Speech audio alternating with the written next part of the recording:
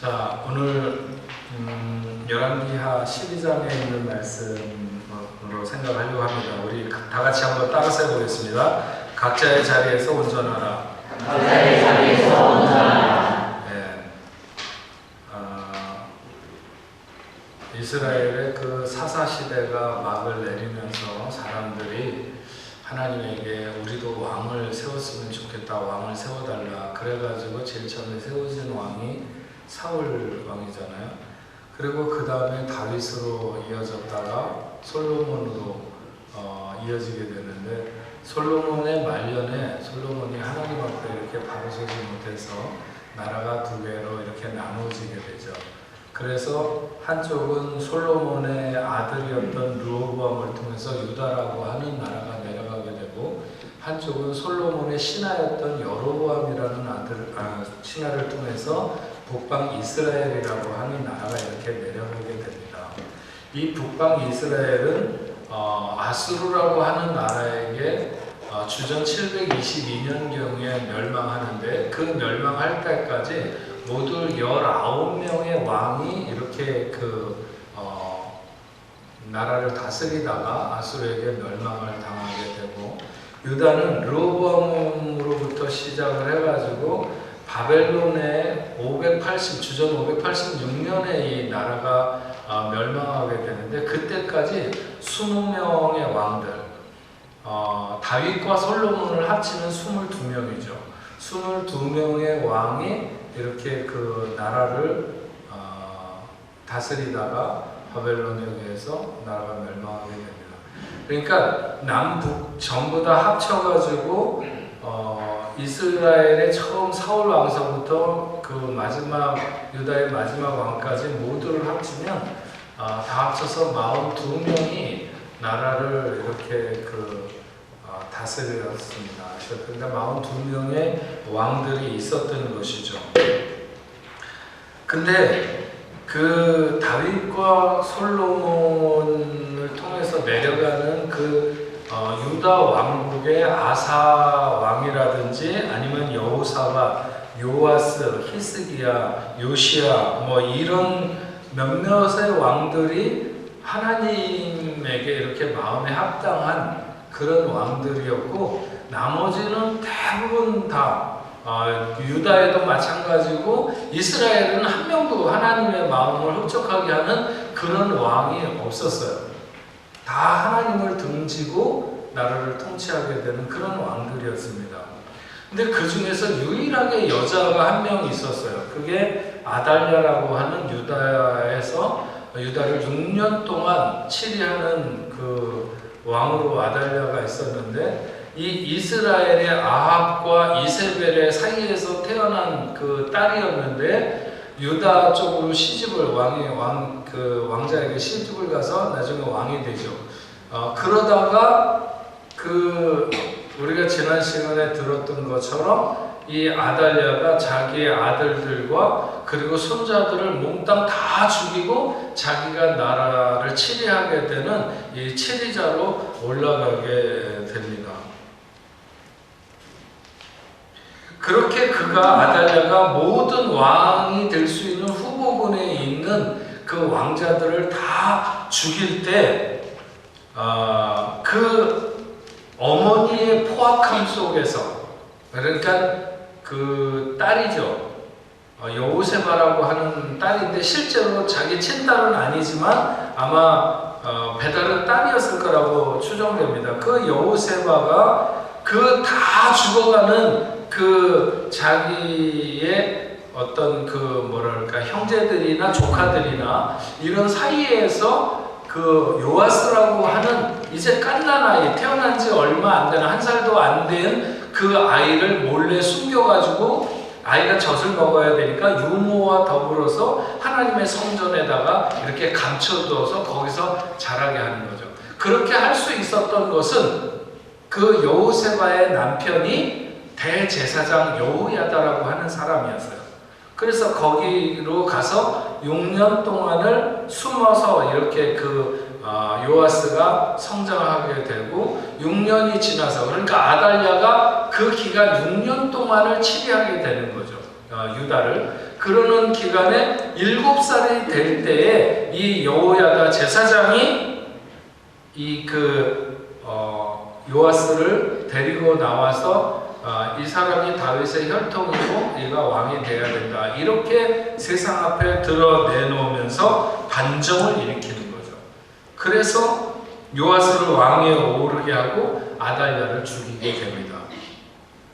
지난 시간에 우리가 열왕기 하를 공부한 것은 아달랴가 어떻게 죽었는가 거기까지 우리가 말씀을 들었어요. 오늘은 여호야다가 이 반정을 일으키면서 이 나라를 종교적으로 개혁하고 요아스 왕과 더불어서 새로운 나라를 만들어가는 이런 모습 속에서 우리는 각자의 자리에서 하나님 앞에 온전해야 된다 하는 교훈을 듣고자 합니다.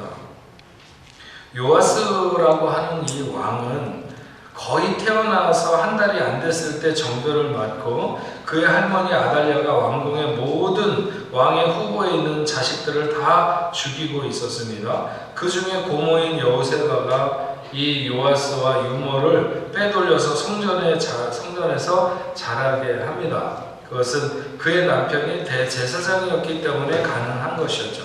그래서 이 요아스는 어려서부터 집이 성전이었어요.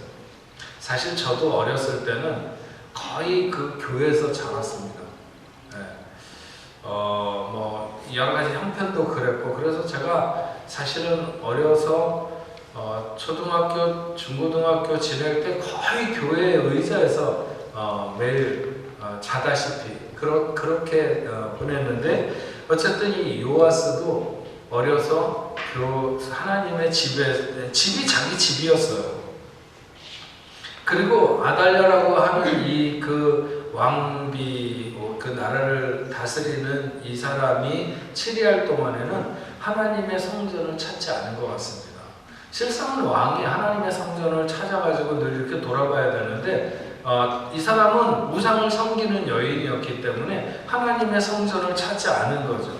그래서 이 요아스가 안전하게 하나님의 집에서 성장할 수도 있었고, 또 왕이 찾지 않으니까 하나님의 성전이 날마다 이렇게 쇠락해 가는 거예요. 뭔가 닦고 조이고 기름도 치고 막 이렇게 깨끗하게 해야 되는데 왕이 찾아오질 않으니까 하나님의 성전이 점점점 퇴락해 갔던 것이죠. 뿐만 아니라 이 아달랴의 여러 아들들이 바알을 위한다고 하면서 부단히도 하나님의 성전에서 여러 가지 기물들을 약탈해 갔어요. 하나님의 성전에 늘 금기구라든지 여러 가지 부하들이 있었는데 그런 것들을 많이 가지고 가서 하나님의 성전은 굉장히 도둑맞은 집처럼 을씨년스러웠죠. 그래서 아마도 이 요아스는 조금 철이 들면서 자신이 만약 왕이 된다면 하나님의 집을 보수할 것이다, 이런 마음을 가지고 성장했을 것입니다. 그리고 왕이 된 이후에 대제사장이었던 자기의 고모부에게 성전을 보수하라, 빨리 보수하라고 이렇게 말합니다. 그런데 성전이 보수되지 않은 채 요아스가 왕위에 나간 지 7살에 왕이 됐는데 23년이 될 동안, 그러니까 30살이 될 때까지 이 하나님의 성전이 고쳐지지 않고 수리되지 않고 있었어요. 왕은 자기 고모부였던 대제사장 여호야다를 책망하면서 왜 하나님의 성전을 빨리 보수하지 않느냐. 그래서 살펴보니까 그 일을 레위 사람들이나 제사장들에게 맡겼는데 어떻게 보수를 하냐면, 유력한 사람들을 찾아가서 당신 하나님의 성전을 보수하려고 그러니까 좀 기부 좀 해라, 이렇게 해가지고 찾아다녀서 그걸 받아다가 하려고 하는데, 워낙 당시의 사람들이 그 제사장들이나 이 레위인들을 돌아보질 않았어요. 그러니까 돈이 생기면 하나님의 성전을 수리해야 되는데, 그것을 성전을 수리하기 전에 먼저 제사장이나 레위인들이 먹고 살아야 되니까 거기에다가 먼저 돈을 쓰게 된 거죠. 그러니까 돈이 좀 그전에는 모아져서 성전에 있을 때는 아달랴의 아들들이 그것을 막 가져가서 약탈해 가서 바알을 섬긴다고 해서 돈이 없어졌고, 그 그 다음에는 유력한 사람들을 찾아가서 돈을 좀 가져와도 성전을 수리하기 전에 이미 제사장들이나 레위인들이 살아야 되니까 그런데 돈이 나가느라고 하나님의 성전이 제대로 수리되지 않고 있었어요. 그래서 왕이 이렇게 해서는 안 되겠다. 그래가지고 모든 백성들에게 얘기하는 거죠. 하나님의 성전 앞에 궤를 가져다 놓고 헌금함을 가져다 놓고 누구든지 성전을 들어가는 자들은 모세가 광야에서 이스라엘 백성들에게 말했던 것처럼 너희 각 사람이 내야 될 마땅한 세를 하나님 앞에 나갈 때마다 드려라. 그렇게 드리도록 하고 그 다음에 사람들이 뭔가를 잘못해서 범죄를 해서 그것을 속죄하기 위해서 드리는 속건제와 속죄제의 예물로 가져오는 것은 제사장들에게 드려라. 이렇게 다 얘기를 했던 거죠. 그래서 하나님 앞에 많은 사람들이 성전에 나오면서 예물을 드리게 되는 거예요. 그래서 자기들이 각자가 이렇게 드리도록 하니까는 저기 들어오는 입구에 그 헌금함이 있잖아요. 헌금함을 거기다 해놨는데 사람들이 드리니까 금방 그게 은으로 드리는데 차는 거예요. 우리 교회 헌금함은 차본 적이 없지만 어쨌든 이 사람들은 갖다가 드리니까 금방 그게 차니까 그걸 쏟아놓고 또 빈 걸 갖다 놓으면 또 사람들이 해서 금방 채워지고, 그래서 그것을 가져다가 이제 성전을 수리하는 감독자들에게 주고, 감독자들은 석수와 목수를 고용을 해가지고 여호와의 성전을 수리하도록 이렇게 했습니다. 기술자들이 달라붙어갖고 열심히 공사를 하니까 하나님의 성전이 금방금방 옛날의 모습을, 이때는 이미 솔로몬이 성전을 짓고 난 이후에 150년도 넘게 세월이 흘렸었거든요.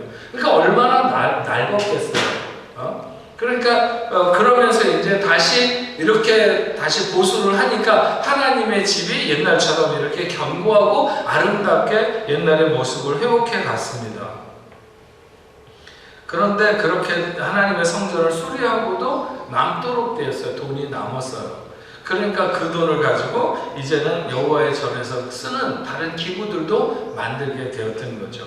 그리고 대제사장이었던 여호야다는 하나님의 성전에 불이 꺼지지 않게 매일 하나님 앞에 번제를 드렸다. 번제를 드린다. 하나님 앞에 드리는 제사가 번제, 소제, 화목제, 속죄제, 속건제 5개가 5대 제사예요. 그 중에 하나님이 제일 좋아하시는 게 번제죠. 번제는 예물을, 내가 무엇을 잘못해서 드리는 게 아니라 그냥 하나님 앞에 기쁨으로 나가서 드리는 감사의 제사야. 그걸 매일 드렸다는 거예요. 그건 감사하는 사람들이 그만큼 있으니까 드릴 수 있는 거거든요. 그렇게 번제를 드렸습니다. 그런데 여호야다 제사장이 나이 많아서 죽었어요. 그러면서 나라가 다시 어려워지기 시작하죠. 요아스 왕은 제사장 여호야다가 곁에 있을 때까지는 나라를 하나님의 뜻을 따라서 이렇게 이끌려고 노력했어요. 그런데 여호야다 제사장이 죽으면서 왕은 자신의 그 방백들이 그 하는 말을 따라서 자기의 조상의 하나님 여호와를 버리고 성전을 버리고 아세라 목상과 우상을 섬기는 사람으로 넘어가게 됩니다. 뿐만 아니라 요아스는 그렇게 행하는 것은 하나님 앞에 범죄하는 것이라고 책망하는 여호야다의 아들 스가랴를 죽여버립니다. 오늘 말씀과 병행해서 기록되어 있는 역대하 24장을 보면 요아스 왕이 이와 같이 스가랴의 아버지 여호야다가 베푼 은혜를 기억하지 아니하고 그의 아들을 죽이니 그가 죽을 때에 이르되 여호와는 감찰하시고 신원하여 주옵소서 하니라. 여호야다가 그 피덩이를 데려다가 성전에서 6년을 기르고 왕을 세워서 왕이 되도록 이렇게 하는 그 많은 시간에 애를 썼는데 그 여호야다 제사장의 아들 스가랴가 하나님의 말을 한다고 해서 그를 죽여버리는, 그러니까 인간적으로도 얼마나 배은망덕한 거예요. 이런 일이 있고 난 1년쯤 지났을 때 하사엘이라고 하는 왕이 있거든요. 아람 군대가 예루살렘을 쳐들어오게 됩니다. 그 그 하사엘이 쳐들어왔을 때 그 사람의 군대는 굉장히 적은 숫자였어요. 그런데 이 예루살렘에 있었던 대군이 그들 앞에 힘을 못 쓰는 거죠. 왜? 하나님이 버렸기 때문에.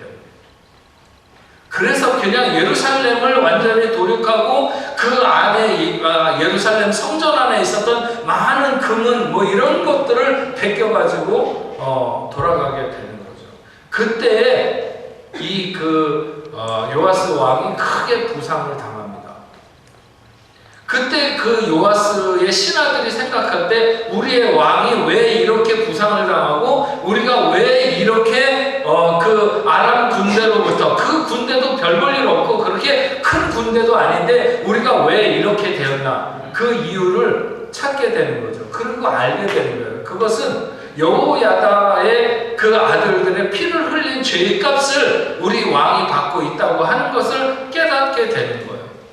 그래서 그 부상당해서 누워있는 그 요아스 왕을 신하들이 자기의 왕을 그 침상에서 죽여버리고 반역을 하게 되는 거예요. 그래서 7살에 왕이 올랐다가 이스라엘을 40년간 치리한 이 요아스가 그렇게 생을 마치게 됩니다. 정말 요아스는 자기 형제들이나 삼촌들이 모두 다 죽는 죽음 가운데에서 유일하게 살아난 아들이었어요. 눈꽃만큼도 그렇게 살아날 수 있는 게 자기의 의지라거나 자기의 바람이 있지 않았어요. 왜냐하면 갓난 애기였으니까. 전적으로 하나님이 그를 보호하셨고 그래서 그 피비린내 나는 사륙의 현장에서 그는 살아날 수 있었어요. 그가 왕위에 올라서 어려서는 대제사장 여호야다의 도움을 받아서 왕으로서 자리를 지켰습니다. 그리고 성장해서도 여호야다의 생전엔 하나님의 뜻을 따라서 행했습니다. 그런데 여호야다가 죽고 난 이후에 급격히 그는 자신의 신하들 중에 아부하는 사람들의 말을 쫓아서 하나님을 등지고 아세라 우상을 섬기는 것으로 넘어가게 되고 뿐만 아니라 스가랴라고 하는 여호야다의 아들이 하나님의 말씀을 전한다고 해서 그를 죽여버립니다. 결과로 나라는 다시 어지러워지기 시작했고 아람으로 인하여 아람이 쳐들어오고 적은 군대가 대군을 무찌르게 되는 그리고 부상당하고 신하들에게 배신을 당해 죽음에 이르게 되죠. 여호야다라고 하는 대제사장 같은 경우를 보면 전적으로 그 유다 나라가 결국은 여호야다의 손에 있는 것이나 마찬가지였어요. 그때 그는 개혁을 하게 되는데 온전한 개혁을 하지 못합니다. 여기에 보면 산당을 제거하지 않았다 이렇게 표현하고 있어요. 산당을 제거하지 않았다. 산당을 제거하지 않았다고 하는 것은 섬기는 대상이 하나님이라면 방법은 어떠해도 좋다는 식의 신앙을 자리 잡게 하는 거예요. 산당을 제거하지 않았다고 하는 건 사람의 편리에 따라서 자기가 가까운 데 가서 굳이 예루살렘까지 올라가지 않고 거기에서 하나님을 제사한다고 하는 인간의 편리를 앞세우는 것이거든요. 근데 이런 것은 안 됩니다. 하나님을 섬긴다고 하는 것은 하나님이 원하는 방식을 취하는 것이지 하나님을 섬긴다고 하고 내 마음대로 하는 것은 내 방식대로 하나님을 섬긴다고 하는 것은 그것은 절대 하나님을 제대로 섬기는 것이 아닙니다. 오늘날에도 가장 큰 신앙의 형태가 뭐냐면 하나님을 섬긴다고 하고 내 방식대로 섬기는 거예요. 제가 몇 주 전에 지난주가 한국에 가가지고요. 어떤 사업하시는 회장님 한 분하고 식사를 했어요.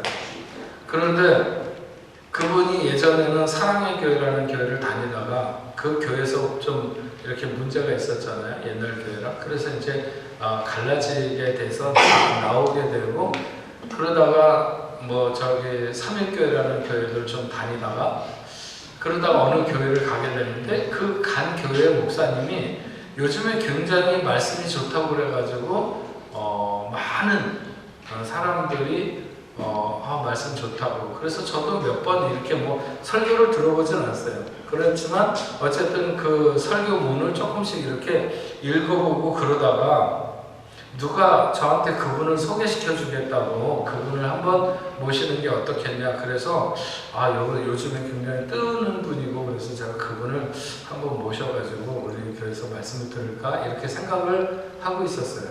그런데 그 식사를 하는데 그분이 그러는 거예요. 자기가 그 교회에 가서 계속 이렇게 좀 다니다가 부인 되는 분하고 같이 우리 그냥 이 교회 등록을 하고 이 교회를 다닙시다. 이렇게 얘기를 하고 등록을 했다는 거예요. 그리고 그 다음 주일이 됐는데 그 교회에서 어떤 결정을 했냐면 우리 교회는 대형 교회를 지향하지 않는다 그러면서 한 달에 4주가 있는데 4주 동안 4주 중에서 한 주만 예배를 드리고 나머지 3번의 주일은 각자가 알아서 그 자기네 교회에 이렇게 셀 그룹 같이 우리 구역 같이 생겨 있는 그 그룹에서 예배를 드리도록 그렇게 하기로 했다는 거예요. 그래서 그분이 이게 굉장히 혼란스럽고 어떻게 했으면 좋겠는지 잘 모르겠다고 그렇게 얘기를 한다고 그래요. 그래서 저도 그 얘기를 들으니까 이거 이렇게 가면 안 되는데 그런 생각이 막 드는 거예요. 언젠가 한국의 어떤 교회에서 그것도 굉장히 좀 큰 교회고 사람들도 많이 모이는 교회죠. 그 교회에서 한 달에 4주가 있는데 3주만 교회에다 헌금을 하고 4번째 주는 각자가 교회 헌금하지 말고 그 주변에 가난한 사람이나 어려운 이웃들에게 도와줘라 그렇게 했다고 그러는 거예요. 그때도 저는 이렇게 가면 안 되는데 그런 생각이 들었어요. 왜냐하면 그리스도인들이 어려운 사람들을 잘 돌보지 않고 교회 헌금을 1000만 원 할 줄은 알면서 주변에 있는 사람 단돈 10,000원을 이렇게 잘 못 도와주는 생활이 잘 안 된 사람들에게 그러면 안 된다. 우리 주변에 있는 사람을 자기 몸처럼 돌아보며 이렇게 도와주고 구제하는 일에 보다 적극적이어야 된다. 이렇게 얘기하는 것에 대해서 얼마든지 더 강조를 하고 많이 하는 건 좋지만 그러나 하나님 앞에 한 주일은 헌금하지 말고 그거는 뭔가 잘못 생각하는 거예요. 헌금을 하나님 앞에 하는 거지 누구 사람 앞에 하는 게 아니에요. 근데 왜 자기가 마음대로 하지 말라고 그래요? 하나님 앞에 빈손으로 나오지 말라고 그랬고 그렇게 되면 어떻게 되느냐? 한 달 4주 중에서 앞으로 한 주일은 교회 나오지 말고 어디 고아원이나 양로원 같은 데 가서 봉사해라. 그러다가 한 달에 2번만 나오고 2번은 어디 가서 봉사해라. 그게 뭐예요? 결국은 그렇게 교회가 무너지는 거죠. 근데 제가 요번에 들으니까 한 달에 한 번만 예배를 드리겠다는 거예요. 그래서 난 교회가 너무 커가지고 한 1000명씩 잘라가지고 이렇게 이쪽에 저기 동대문구에 사는 사람, 거기 사는 사람들끼리 뭐 강남에 사는 사람들끼리 모여가지고 이렇게 몇백 명이 예배를 드리면서 거기에 교육자가 쓰고 뭐 이렇게 예배를 드린다는 건 줄 알았어요. 그랬더니 그게 아니에요. 그래서 셀이 몇 명씩이나 되냐 그랬더니 한 7명, 8명 된다는 거예요.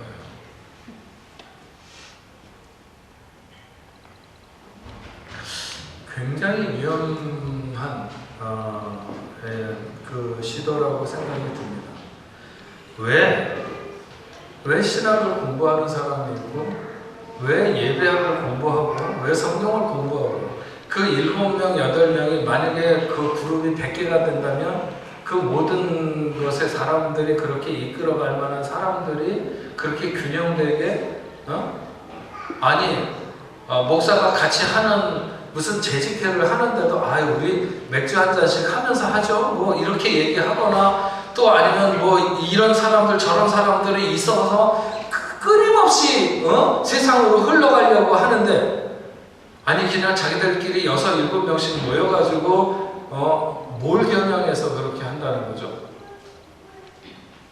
그러면 그렇게 할 때에 어떤 그 주의를 성수하는 문제에 대해서, 예배론에 대해서, 교회론에 대해서 다 무너져 내리는 거예요. 그 교회만이 아니에요. 저는 그 교회를 염려하는 게 아니라 그렇게 하는 그 교회를 통해서 수많은 교회들이 다 세상을 향해서 내려가는 그런 어떤 계단, 어떤 사다리를 놓고 내려가는 게 아니냐는 거죠.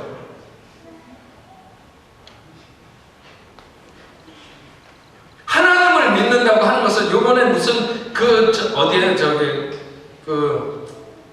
분당 우리교회인가 거기 어떤 부목사가 무슨 동성연애인지 설교를 하면서 전 들어보질 않아서 정확하게는 잘 몰라요. 그런데 하도 여러 가지 얘기가 있어서 이런 얘기 저런 얘기 하는 걸 들으니까 제가 뭐라고 얘기했는지 알겠어요. 근데 어떤 사람, 어떤 믿음 있는 젊은이가 얘기해놓은 표현대로 말하자면 너무 난잡하다는 거죠, 설교가. 세상 사람의 기준에 맞추려고 하는, 도대체 어떤 의식을 가지고 그렇게 목사가 돼서 강단에 쓰는지 모르겠다고 하는, 제가 만약에 그렇게 얘기했다면 저도 그렇게 생각합니다. 하나님을 믿는다고 하는 것은 하나님을 내 편을 만드는 게 아니고 우리가 영원히 하나님 편을 되려고 하는 그런 자세로 나가지 않으면 안 되는 거예요. 여기 산당을 없애지 않았다고 하는 것은 인간 편리주의대로 하나님을 내 생활 방식으로 끌어들이는 거죠. 나에게 가까이 오게 하는 거예요. 그게 아니라 우리는 하나님을 믿는 것은 우리가 하나님 앞에 가까이 가는 것이며 그분의 뜻에 맞추는 것이고 그분이 원하는 대로 하려고 하는 것이 하나님을 믿는 것이지, 어떤 이유에서든지 세상이 100이라고 할 때 99명이 이렇게 얘기를 하고 벌떼처럼 달려들어도 나는 하나님의 편에 서리라. 그게 하나님을 믿는 거 아닙니까? 세상 사람들이 이러고 저러고 말하고 그렇게 동성연애를 꼭 그렇게 반대를 해야 되느냐, 그렇게 얘기하는 사람들에 따라서 그렇게 가야 되는 것이 오늘 우리가 성경에서 오늘 우리에게 뭐라고 말씀하고 있는지 하는 것이 우리에게 기준이 되고 그것이 중요한 것이지, 세상 사람들이 말하는 것 때문에.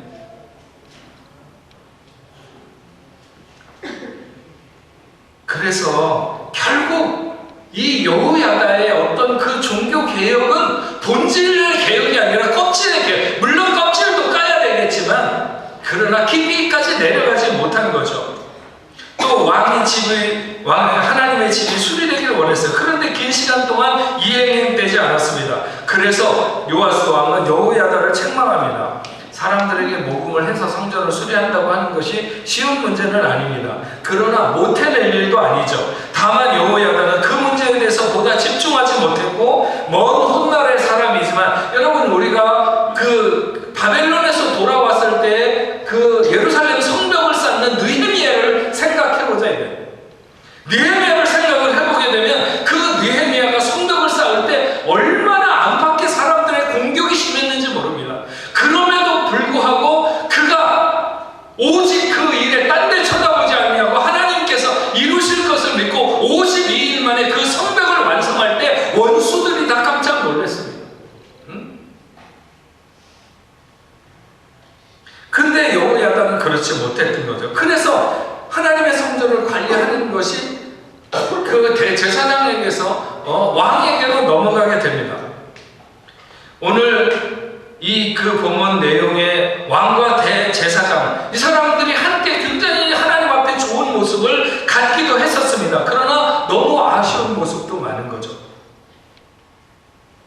그리고 그 외 성전을 수리를 맡은 감독관이나 목수, 석수 혹은 철공들, 기술자들이 공사에 참여했는데 그들이 은혜를 받아서 일꾼들에게 주었는데 그것에 대해서 다시 감사를 할 필요가 없어요. 회개를 할 필요가 없었다. 왜냐하면 그만큼 성실하게, 그만큼 깨끗하게 일을 했기 때문이다. 이렇게 성경은 기록하고 있습니다. 그리고 온 백성들이 성전을 출입하면서 성전이 새롭게 보수되는 것을 위해서 성전세를 내는 것이라든지 아니면 제사장들에게 돌아가는 것에 대해서 기쁨으로 드렸다. 이렇게 기록하고 있습니다. 그래서 저는 오늘 말씀에서 각자의 자리에서 온전하라 이런 말씀으로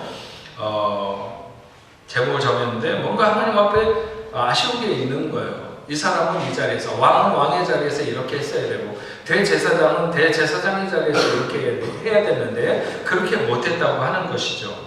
그래서 저는 세 가지로 오늘 말씀을 드리려고 하는데, 첫 번째로는 이 각자의 자리에서 온전하라고 하는 것은 각자의 책임 앞에 온전하라는 거예요. 나라가 병들고 왕가에 큰 혼란이 있었을 때 대제사장의 사명은 굉장히 막중합니다. 아달랴의 폭정 속에 어린 요아스를 하나님의 집에 숨겨서 잘 성장하게 하고 그를 왕으로 되게 하는 것은 하나님의 뜻에 조력하는 여호야다의 모습입니다. 요아스가 7살 되던 해에 반정을 일으켜서 그를 왕으로 세우는 데에도 자기와 자기 주변의 가족들 모든 사람들의 목숨을 걸어야 하는 일이에요. 하지만 그 일을 그는 목숨을 걸고 잘 해냈습니다. 그러나 대부분의 사람들이 그렇듯이 여호야다도 급한 사명을 이룬 후에는 그가 느슨해지는 것을 알 수 있어요. 여호야다는 자신에게 책임이 있는 개혁을 좀 더 온전히 이루어야 했고 왕에게도 좀 더 하나님의 법대로 잘 따를 수 있도록 해야 됐는데 그렇게 하지 못했어요. 그리고 무엇보다도 자기 이후에 하나님의 법이 온전히 세워질 수 있도록 해야 했는데 그는 그렇게 하지 못했고 치밀한 장치를 갖지 못했습니다. 일단 하나님의 성전을 수리하는 것에 대해서 열정적이지 못했어요. 그래서 어린 왕에게 책망을 들었습니다.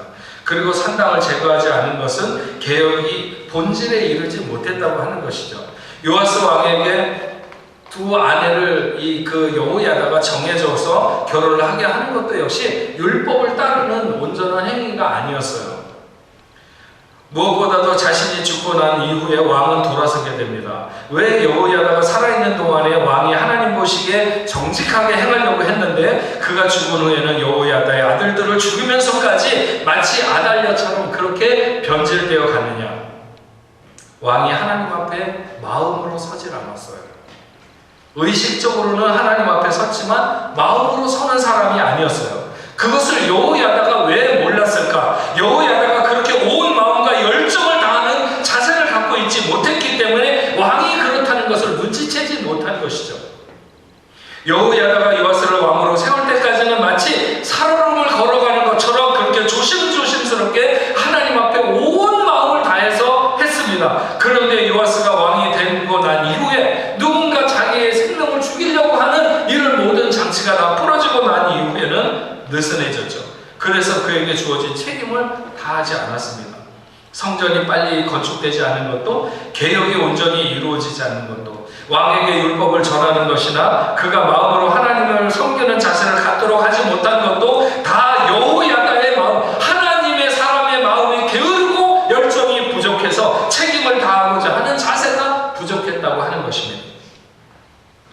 여러분, 저와 여러분들도 하나님 앞에 온 마음과 온 힘을 다해서 감당해야 되는 책임이 있는 줄로 믿습니다.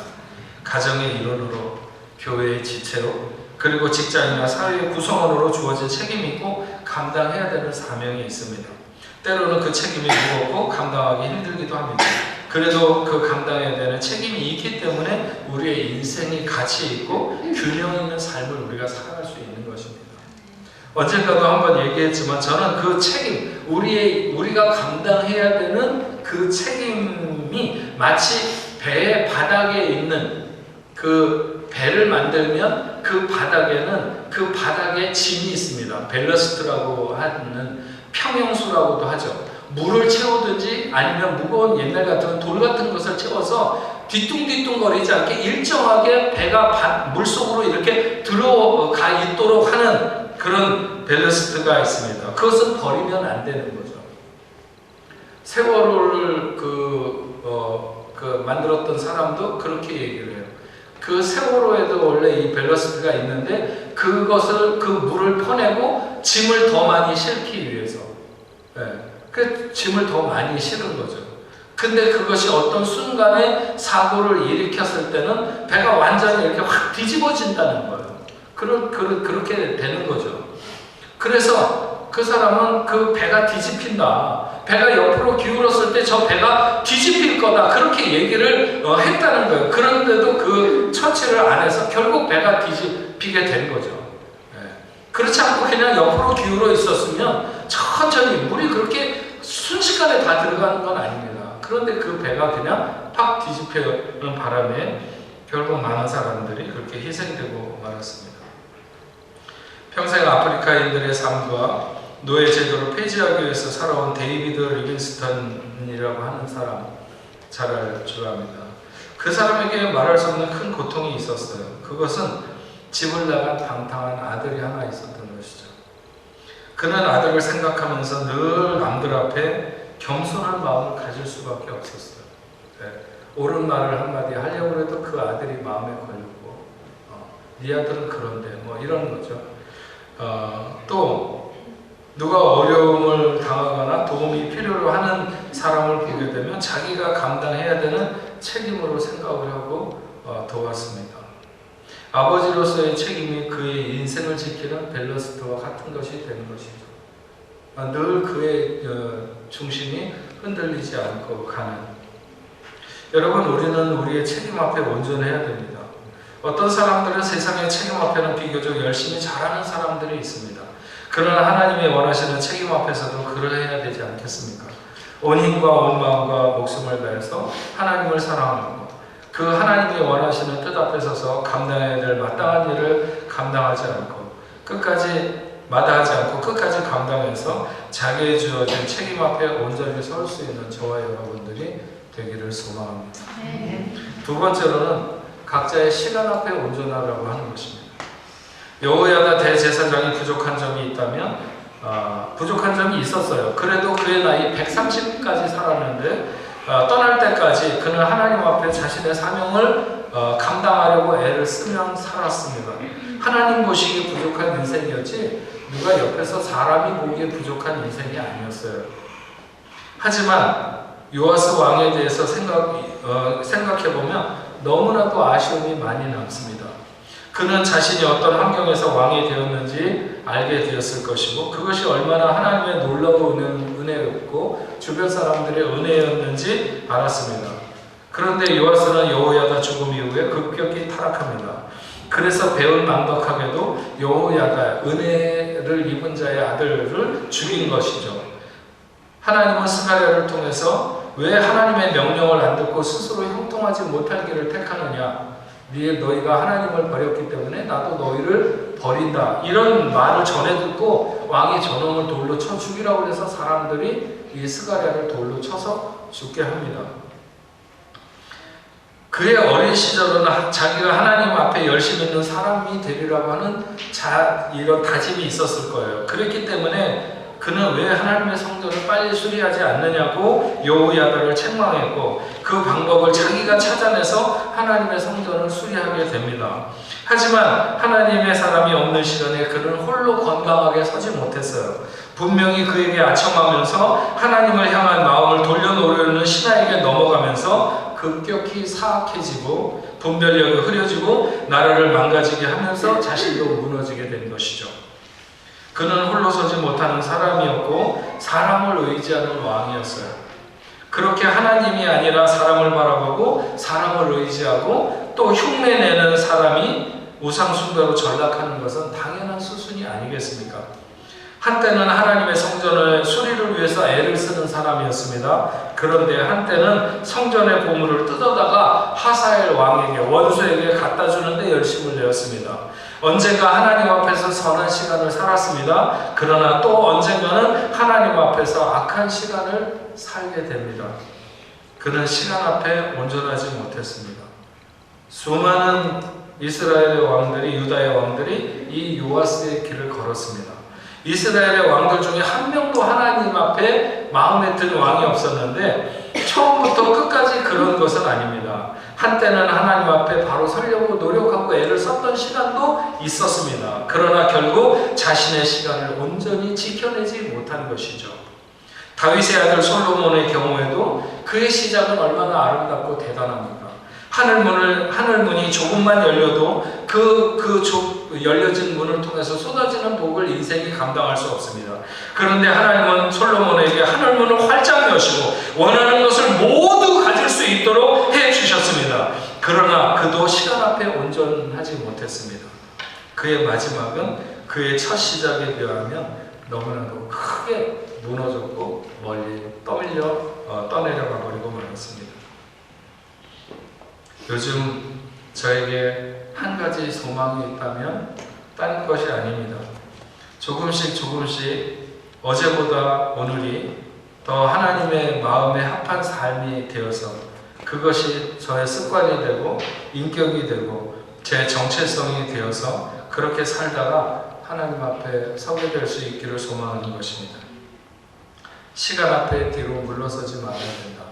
이렇게 생각을 하는 것이죠. 나도 어느 한때는 열심히 있었고, 나도 어느 한때는 굉장히 맑았었고, 나도 어느 한때는 온전했다고 말하는 것이 아니라 어제보다 오늘 나는 더 성실하고, 어제보다 오늘 나는 더 맑고, 어제보다 오늘 나는 더 충성되고, 그렇게 하나님 앞에 나아가는 저는 그런 사람들이 너무 존경스럽고 그런 사람들이 가장 아름다워 보입니다. 그런데 그렇게 가는 사람들이 있는가 하면 반대로 가는 사람들도 있습니다. 절대로 자연적으로 우리는 더 온전해지거나 성숙되지 않습니다. 가만히 있는데 그런 사람으로 가는 거, 나이 먹는다고 그렇게 되는 거 절대로 그렇지 않습니다. 여러분, 우리 각자 시간 앞에 온전할 수 있기를 바랍니다. 20대가 하나님에게 열정을 드렸다면 30대는 더 드리고 40대는 더 성숙하고 50대는 더 드릴 수 있는 그렇게 가야지 어느 한때는 대단했는데 어느 한때는 망해버린 이 요아스처럼 그렇게 돼서는 안 되겠습니다. 마지막으로 세 번째, 각자의 재능과 재물 앞에 온전하라 하는 것입니다. 무슨 말이냐 하면 요아스 왕이 자신이 자란 성전을 수리하기 위해서 제사장들에게 성전을 수리할 비용을 구하라고 합니다. 가져다 줄 때까지 기다리지 말고 사람을 찾아다니며 모금을 하라. 근데 그 일이 진척되지 않았어요. 그리고 제사장들이 돈을 좀 모금해 왔다가도 너무 삶이 힘드니까 성전 수리할 비용을 다른 용도로 사용하게 되는 것이죠. 그래서 요아스 왕은 모든 사람들이 공개적으로 자진해서 헌금하도록 해야 될 일을 말하고 헌금을 가지고 오도록, 그래서 제사장에게 돌릴 것은 제사장에게 돌리고 하나님의 성전을 위해서 드릴 것은 드리도록 하니까 충분히 사용할 수 있도록 되었습니다. 그리고 성전 수리는 전문가들에게 맡기게 되어서 잘 진척되고 그것에 대한 감사를 다시 할 필요 없었다. 이렇게 성경은 기록하고 있습니다. 여기서 저는 두 가지를 생각합니다. 하나는 각자가 잘할 수 있는 일이 우리 모두에게 분배되어서 잘하면 좋겠다 하는 것입니다. 왜 성전 수리의 문제가 제사장들에게 주었는데 그들이 잘 해내지 못했을까? 이렇게 생각을 해보면 물론 여호야다의 열정이 부족했다는 것은 앞에서 얘기했습니다. 근데 그것보다는 자기들이 잘하는 일이 아니에요. 누군가에게 가서 돈을 얻어다가 이렇게 하려고 하면 그 사람에게 가서 얘기를 해야 되잖아요. 비율을 맞춰야 되고. 근데 그런 건 굉장히 어려운 일입니다. 어쨌든 돈 얘기 누구에게 누구나 다 마찬가지겠지만 특히나 목회자들 그런 거 굉장히 어려운 일입니다. 그러니까 그런 일의 전문가가 아니에요. 어떤 펀드를 조성해가지고 아니면 좋은 일을 이렇게 잘해서 만들어보자 이런 것들의 전문가가 아니죠. 그걸 더 잘할 수 있는 사람이 있는 것입니다. 마찬가지로 우리도 서로 각자가 잘할 수 있는 일이 다 다릅니다. 이 분야에 좀 더 힘을 내고 옆에서 그 일을 잘할 수 있도록 밀어주고, 그래서 우리가 섬기는 교회도 각자가 잘할 수 있는 일들 앞에 우리는 온전해야 됩니다. 이것이 각자에게 주신 은사를 따라서 일하는 것이라고 믿습니다. 또 한 가지는 재정에 대해서 온전한 것입니다. 성전을 건축하기 위해서 나온 돈을 감독자들에게 주고 또 그것이 일하는 사람들에게 주었을 때 다시 생을 해볼 필요가 없었다 기록하고 있습니다. 그것은 그만큼 마음을 기르고 정성스럽고 깨끗하게 했다는 것이죠. 돈이 있는 곳에는 늘 문제가 생기기 쉽고 불신도 끼어들기 쉽습니다. 그러나 하나님의 성전을 건축하는 일에는 많은 돈이 들었지만 그런 일이 없었다고 하는 것입니다.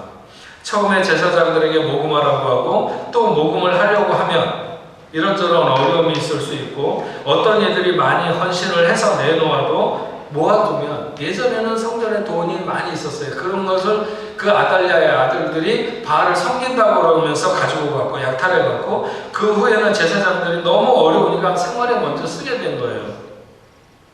파리에도요, 어떤 교회들 보면 교회가 이렇게 조금 어려워지고 그러면 옛날에 성전을 건축하자, 우리 성전을 하나님 교회를 건축하자 하고 모아둔 돈이 있는데 교회는 어려워져요. 몇 달 동안 목사님 사례비를 못 주면서도 이걸 쓰면 안 돼. 어떻게 보면 그 마음을 이해할 수도 있지만 그러면 그 교회를 이끌어가는 그 목회자는 어떻게 되는 거예요? 몇 달 동안 월급을 안 주고 그러니까 목사가 막 분노에 이렇게 차는 거죠. 그 교회가 잘 될 리가 없잖아요. 점점 더 가난한 무슨 식당이 점점 반찬수 줄이게 되면 그러면 이제 망하게 되는 거예요. 점점 그러다가 그런 거 비슷한 거죠. 성경에 보게 되면 이 제사장들이나 레위인들이 그 용도를 다른 곳에 썼다고 책망하고 있지 않아요. 왜냐하면 그걸 충분히 이해할 수 있는 상황이니까. 일단 그 사람들이 살아야 되는 거잖아요. 레위인들이라든지 제사장들이. 그러나 후에는 백성들이 성전을 수리하기 위해서 드리는 것과 제사장들에게 드리는 것이 모자람이 없었다고 그랬어요. 모든 사람들이 기쁘게 하나님 앞에 드릴 걸 드리니까 성전도 건축하는데 하면서 다 수리하는데 돈이 남고 또 하나님의 사람들 그 제사장들이나 레위인들이 살아가는데도 문제가 없었다. 돈을 내는 사람들과 돈을 쓰는 사람들이 모두 재정 앞에 온전했다고 하는 것이죠. 우리가 하나님 앞에 내 재정이 온전한지 살펴보아야 됩니다. 하나님 앞에 드릴 것은 드리는지 하나님의 나라를 위해서 쓸 것은 쓰는지 우리의 주머니 그런 얘기가 있어요. 우리의 마음이 회개하기 위해 먼저 우리의 주머니가 회개해야 된다. 우리에게 주신 재능을 온전히 사용하고 있는지 우리에게 주신 재물을 온전히 사용하고 있는지 교회 나오는 사람들 중에서 교회 재정에 대해서 전혀 신경 쓰지 않는 분들이 있어요. 교회 재정이 어떻게 돌아가는지 목사는 어떻게 사는지 아무 전혀 생각 안 하는 분들 그러나 어떤 분들은 정말 자기의 집보다 집의 살림보다 더 신경을 쓰죠. 그런 분들이 있습니다. 그래서 교회를 돌아보고 하나님의 교회가 잘 나갈 수 있도록 이렇게 돕는 분들이 있습니다. 오늘 본문을 통해서 세 가지를 온전하라고 말씀을 드렸습니다. 첫째는 각자의 책임 앞에 온전하라. 두 번째로는 각자의 시간 앞에 온전하라. 세 번째로는 각자의 재능과 재능 앞에 온전하라. 우리 오늘 교회 여러분들이 그런 여러분이 되시길 주의 이름으로 축원합니다. 기도하겠습니다.